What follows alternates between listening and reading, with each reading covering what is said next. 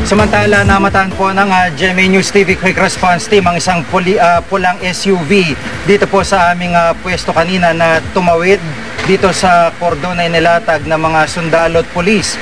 Unang nagtanong po kung maaari silang pumasok dahil meron daw silang naiwang sasakyan. Ang nasa unahan po nito ay naka-uniforme ng Philippine Army, pero bandang huli ay nagtatakbo ang mga tauhan ng PNP Special Action Force para habulin ang mga ito dahil mga miyembro daw ito ng MNLF. Narito po ang aking report.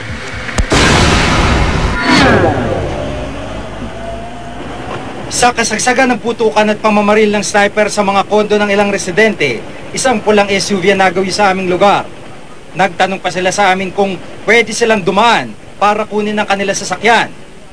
Ang nasa una ng sasakyan, naka-uniforme ng Philippine Army. Ang iba, nakasibilyan. Nagtuloy-tuloy rin sila sa pwesto ng Philippine National Police at ng Army. Makalipas ang ilang minuto, tumakbo sa aming posisyon ang isang miyembro ng PNP Special Action Force. Nagtatanong kung nakita namin ang pulang SUV na dumaan. Walang pumasok sa sakyan, sir, kasi yung kanina na rin na sasakyan. Check. 1, 2, 3. Mic test, 1, 2, 3. Yun. Oo, nakapasok. Oo, yun, nakita nyo dito naman. Sir, sundalo sa kayo nun Oo, akala namin sundalo. Sundalo, naka-uniforme sila. Kukunin, kalaban yun. Yung nagtanong na yung sasakyan doon nila nandito.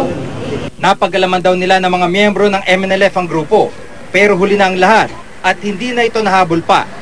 Dahil doon, nagbarikada mga pulis at nag-establish ang checkpoint.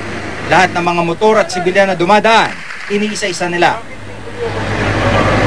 Ayon sa mga otoridad, spotter ang tawag sa mga ito. Mga miyembro ng MNLF na nagbibigay ng posisyon at lokasyon ng mga sundalo, dahilan upang maharang nila ang mga susunod na posibleng operasyon ng mga ito. Sa dami ng mga sniper, sunod-sunod din ang dating ng mga sugatang sundalo. Ang tangking ito, sakay ang ilang mga tinamaan sa binti ng mga tauhan ng Army. Agad silang inilikas ng ambulansya para sa kanilang operasyon.